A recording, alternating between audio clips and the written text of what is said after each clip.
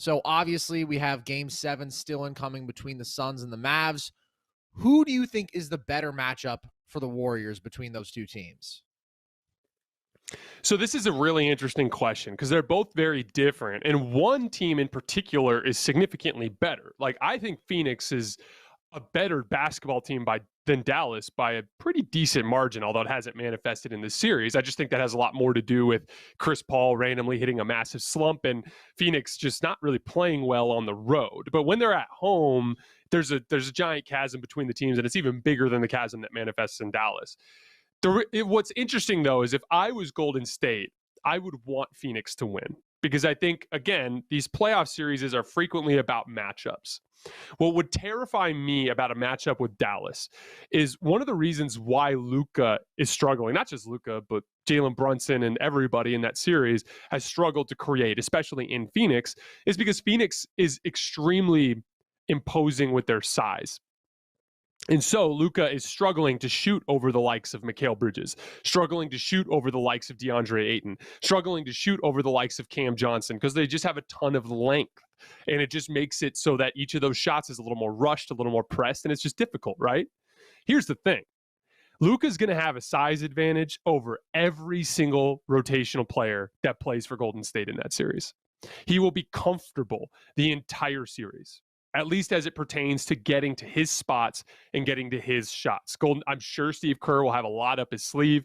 They'll have different coverages and things that they'll throw at him. So it's not like it won't be a challenge, but I think Luka will have a much easier time attacking Golden State than he did Phoenix. Now, so Phoenix obviously has their own issues, right? They're a bigger team. That's something that could theoretically cause Golden State problems. But Golden State has demonstrated for you against Memphis that when they're focused and actually doing the job that they're supposed to do, that they handle size pretty well.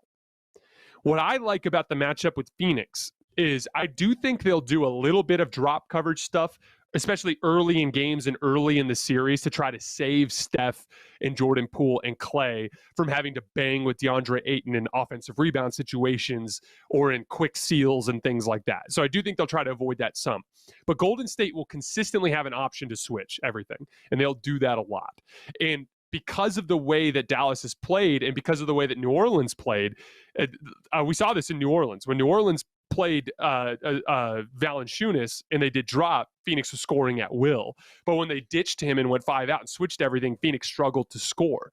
And we talked a lot about how that's a strategy for Dallas in Game 7. I think Golden State has some potential to really disrupt Golden State's offense. And with Chris Paul not looking great right now as an individual shot creator, getting to his spots and knocking down shots, you pretty much, it's not that you don't have to worry about Chris Paul, but Devin Booker is the only one that really intimidates you as a matchup attacker. So I think especially as the series drags out, Golden State is going to have some really good options to attack Phoenix on both ends of the floor. Whereas I think Dallas, it could turn into a really bad Luka problem that they might not be able to solve. So that's really interesting. I think you're absolutely right on the Luka nightmare matchup issue. And I also think the Suns just overall haven't been playing quite at the level that we've come to expect from them probably. And I think part of that maybe is some of the dip we've seen from CP. And I just think obviously they have not been at the level that we saw from them at their best this year. I still do think, though, that in terms of true two-way ceiling, in terms of just the quality impact player quotient, in terms of having, multiple guys who went out their best are true star level, they do have a lot of advantages over the Mavs. I do think that they're fundamentally just a better basketball team, but I also don't necessarily disagree with some of the matchup things that you point out there. So how do you think the Warriors would go about handling Luka? Like, what is the coverage? Who is the primary guy there? What's the approach? So I think the smart move, and Phoenix has demonstrated this, is you turn Luka into a scorer. But Phoenix has the luxury of because the thing with Luka is he punishes mismatches with his size, okay? Like, he wants to pin you on his hip, and he wants to work you into the lane and go to an arsenal of floaters if he can. If he can't get past you in that regard, he wants to pin you on his backside, and he wants to take turnaround jump shots out of the high post because he knows that those are his highest percentage shots to attack switches. that Phoenix has put him in a predicament where he's had to take a lot more step back threes because those guys are so damn big that he can't shoot over them as easily, right? I think that Luka would be living in the low post and the high post against Golden State in those isolation situations and just get a lot better shots than he did against Phoenix. Now, here's the thing. Golden State, they will throw different coverages at him. They'll trap him sometimes. They will send double teams from time to time. It's just like he's one of the most cerebral players in the league. I just think in general, there's going to be a groove that I believe Luka would get into against Golden State that he hasn't gotten into against Phoenix. And I think that if I am Golden State, that would scare me more than the prospect of let's switch everything against Phoenix and turn Chris Paul into a scorer, which he hasn't done well in a couple of weeks now. And Devin Booker's got this hamstring thing. He obviously is a great player and he's going to burn you some on that. But like, there are little details, right? Like, you don't want to have Steph and Jordan Poole fighting for defensive rebounds against Ayton all series long. There are definitely wrinkles there, but you're choosing between two great teams. It's not like we're choosing between two bad teams. Like they're both going to present different problems. I just think the problems that Phoenix presents are more solvable for Golden State, whereas Dallas's problem that might be unsolvable. Yeah, that's interesting.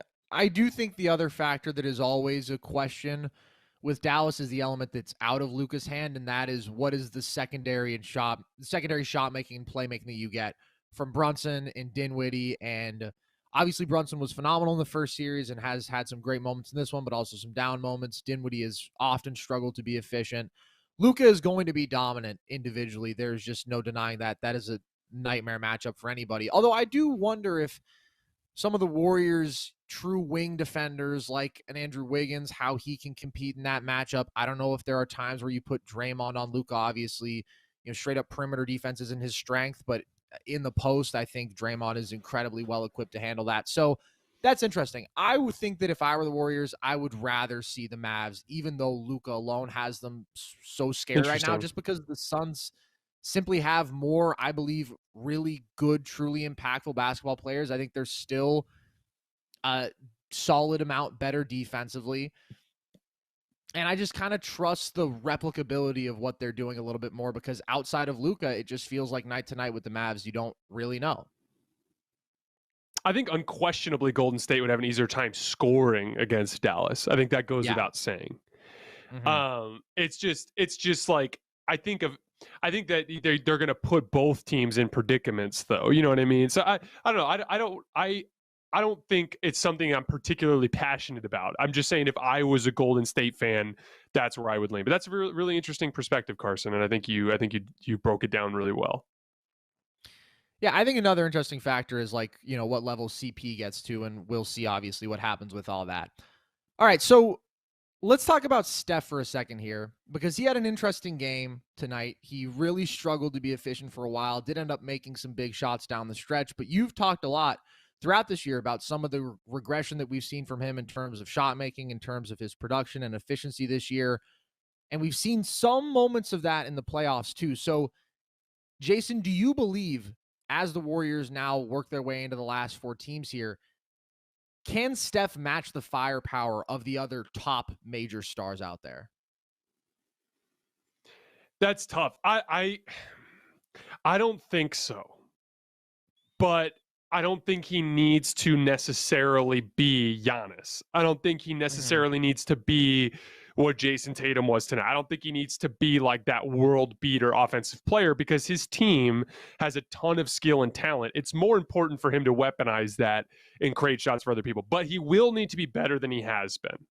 So Steph was amazing in the first round. He had a 50-40 round, over 50% from the field, over 40% from three. But in this series coming into tonight, which he did not shoot well tonight overall, he was 42% from the field and 32% from three, averaged about 25 points. So the reality is there are specifically Dallas and Boston or Miami would put Steph in a position where he would have to create shots for himself off the dribble a little bit more because of their switching attack that is designed to bait you into isolation possessions, right? You know, what'll be really interesting is I think if they played Phoenix, they'd end up putting Mikal Bridges on him because Mikal has had some success against him, completely shut him down in one game this regular season. And then I think if they put Mikal on him, they could put him in situations where they can run drop coverage with Ayton. The trick is what I would worry about if I was Phoenix at that case is if I'm Steph, I'm just running off of a million screens if Mikal Bridges is on me because Mikal's a big body and he's more likely to get caught on screens, although he does a really good job compared to most bigger players. But the reality is this is a really deep field, and there are really good teams ahead. You know, Dallas is one of the weaker ones, but Phoenix is really good. Boston's really good. Miami's really good. Milwaukee's really good. And Steph is probably going to be asked to create offense in a way that he didn't have to in these first two rounds because this Memphis team is not as nearly as skilled as Golden State. That Pelicans team was not nearly as skilled as Golden State. When they move into these later rounds, there are going to be teams that have good offensive firepower that are going to require this Warriors offense to produce more. And I do think Steph needs to be better. But it's all about matchups, you know, like in that first round series against Denver, Jokic sat in a drop all night long. And then when he would switch, Steph would dust him. So he was getting better looks against Denver. He got worse looks in this series. The one thing I'll say too, this is not a conversation about Steph's long-term, prospects. Like the dude literally played 0 regular season games coming into this playoff run because he had a sprained foot. His first bit of basketball action was first round of the NBA playoffs coming off the bench. So I'm not criticizing Steph in the sense that like, oh, he's washed. I'm just saying, regardless of the circumstance with his foot injury, he's going to have to be better than he has been in order to beat the top teams in the league. Do you think he is in that top 5 players on the planet group right now? Oh, that's a good question. So I would go, I think you have to put Giannis there. Yeah. I'm way down on Embiid. I'm lower on Jokic than you, but I do think he probably is on that list. I still put KD there. I still put LeBron there. This is interesting. So I really want to do a deep dive into this after the season. But the reality is Steph has, I think he's scored over 30 points in most of his playoff games this year. So that I would say is pretty classic Steph. He's done a great job on the defensive end of the floor. He's been closing games. He's dependable in a playoff environment. He's a fantastic leader who doesn't get rattled. I would say that he probably is in that 4 or 5 slot, but I don't want to be held to that until I can take some more time after the season to dive into it. And it does feel like that list is kind of ever changing just because there's so many dynamic it's a snow globe. stretches that we see from guys. Yeah, I mean, Luka, Tatum, those guys are out of sorts for half a year, and then second half of the year playoffs have been like top 5 players on the planet in that period. I do think it's interesting, just the shot making dip compared to what we normally see from Steph, though, because the regular season efficiency we are aware of, and in the playoffs he's been 45% from the field, 36% from 3. It's established, and he still obviously is incredibly dynamic. He was among the most efficient pick and roll and isolation scorers this year. He's still a really efficient scorer overall because of just the value of the 3 at the volume he shoots it and the efficiency he shoots it. And, he has moments tonight where he's just dusting guys off the dribble when he wants to, but it just has not been the same consistent, dominant Steph. And so I think it's a very legitimate question at this point in terms of, does he get to that level of the top tier guys? He's not even taking the types of shots he took from 2015 to 2018. Mm-hmm. Like, he's just not even attempting them anymore, which is a weird thing in and of itself. What he kind of looks like now, and again, we have to remember the foot injury is a huge part of this, but what he kind of looks like now is that old guy at the gym that is playing with the younger guys and is kind of just floating through the games because he doesn't have the energy to, but then at the end of every game, he can just tap into that, extra level that the other guys can't tap into. And so the question for him moving forward becomes, is this a physical decline or is it just his foot? And the only real way we're going to find out is if he gets stronger over this playoff run or if he comes into next year in training camp and just looks amazing. But the reality is like, these playoff games, especially for these talented teams that have lots of guys, like Golden State's not Milwaukee. They're not in a situation where they require Giannis to create every single basket for them, or Giannis or Drew or bust. You know what I mean? Like, they have guys that can kind of spread that load around. So it's kind of a luxury for Steph in the sense that, like, he doesn't need to be 100% right now. They just need him to close games. But again, it's the margin for error gets tighter and tighter as you get further along in this run. So I do think that he'll have to tap into something. The old guy in the gym analogy is remarkable just because, not that I think it's untrue, but it's just crazy because last year he averaged 32 a game on like almost 66% true shooting. I think we were talking about, is this peak Steph? Is this the best he's ever been? And I thought he was the best he'd ever been. Now. Yeah, I think that's very fair. And it was also even a different level of volume of pick and roll stuff because they didn't have the secondary ball handlers and decision makers that they did in, peak Warriors dynasty. Besides Draymond, it was him having to get more for himself than ever before on higher volume, on as good efficiency as ever. It's just crazy. It's really a pretty remarkable contrast between last year and this one. So obviously, we talk about Steph here, and he is and forever will be the face of this Warriors team. Who do you think is the second most important Warrior, Jason? So I think this is Jordan Poole, hands down. So we just talked a minute ago about Steph not taking the crazy types of shots off the dribble that he used to when he was younger, right? Well, to me, that kind of amounts to the offensive creation element, right? And Jordan Poole, we did a whole thing on this show like about a week ago about this after game 3, I believe. But Jordan Poole's ability to apply dribble penetration, it becomes so much more valuable as they move deeper into the playoffs and they face teams that do more switching. We talk about this concept a lot in the show. We're going to talk about it more later tonight, but the gist of it is against switching defenses, they're designed to bait you into pull-up jump shooting, but the best way to beat a switching defense is with dribble penetration to force help so that you can swing the ball around and start attacking closeouts and get better looks out of it like that. And so Jordan Poole, Klay Thompson is Klay Thompson, and he's not the same two-way player that he was before the injuries. He's still incredibly important to this team. We talked about that earlier, his audacity and the way that his lack of fear is such a weapon. But I do think that in half-court situations, as they get further into this playoff run, having a guy like Jordan Poole that can beat dudes off the dribble is going to become absolutely imperative to them beating some of these better teams. Who do you think makes the next best argument? Oh man. I would say Draymond. Yeah. The reason why, and I'm going to refer to him on offense because he is every bit as great as you could expect Draymond to be on the defensive end of the floor. But especially, in specific matchups, like if they play Phoenix and they end up having to play Looney a lot more, or whatever it is, spacing starts to become a little bit of a concern. And Draymond looking to score, particularly in short roll situations. Like I'm not as concerned about him in spot up situations. People freak out about that, but to me, it's like if Draymond's wide open at the top of the key and no one's guarding him because Steven Adams or whatever is under the basket, okay, and you kick out to Draymond.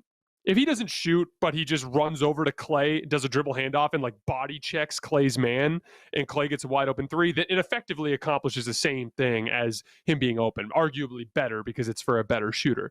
To me, it's more short roll situations. Him when he's barreling to the basket unguarded, him looking to score with those floaters and layups at the rim, that to me is what allows the defense to collapse around him so that he can kick to shooters outside. Whereas when he starts the dead giveaway with Draymond is when he starts kicking even when no one's contesting him at the rim, or kicking like at the semicircle before he's even gotten to the rim. Like those are the possessions where it's like, okay, Draymond, you got to look to score, because even if you miss, like even if in short roll situation Draymond goes 2 for 6 on floaters and layups, all it takes is convincing the defense to collapse on him, because then that's what opens up his playmaking opportunities.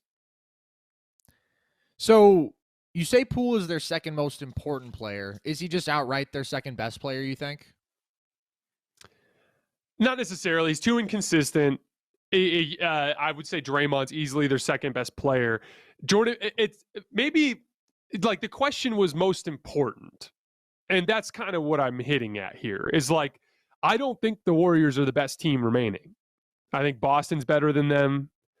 I think Milwaukee maybe kind of similar level. Phoenix is in terms of talent. I like Golden State as a matchup there, but Phoenix is a more talented team in terms of two-way size and athleticism and skill.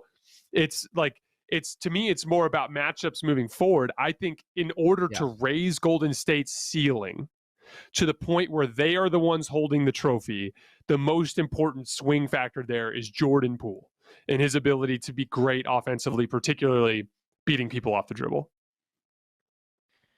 I agree with you in terms of swing factor because there is, I think, with Draymond, such a dependability in terms of the defense and the playmaking. And yeah, you don't know what kind of finishing you're going to get. But I think if you were to take away Draymond, it's interesting because we saw this regular season, obviously, as we do every year, his value, where I think they were 28-7 when he and Steph played together, or 20 something around there during the regular season. And their defense fell off from best in the league to suddenly they were playing at the level of like the 20-something best defense in the league without him. But I also totally agree with you in that the Warriors have never had a secondary shot maker, a secondary bucket getter like Jordan Poole. Pete Klay Thompson couldn't come close to replicating the value getting downhill, facilitating, shot making off the dribble. Klay, we see it tonight. He calls for a screen and he's just curling around it and pulling a three and the guy's hand in his face, but it just doesn't matter because he's Klay. But he's completely added a new dimension, as you've touched on before. And yeah, I mean, it's up to him to play at true star level because first half of the year, Jordan Poole was like a solid 16 a game guy on pretty solid efficiency. Second half of the year, playoff Jordan Poole has been a 23 a game guy on great efficiency. And that's, I think, what they need if they're going to win the title. Yeah, and credit to Memphis. Memphis did a really, really good job after Ja went down of defending.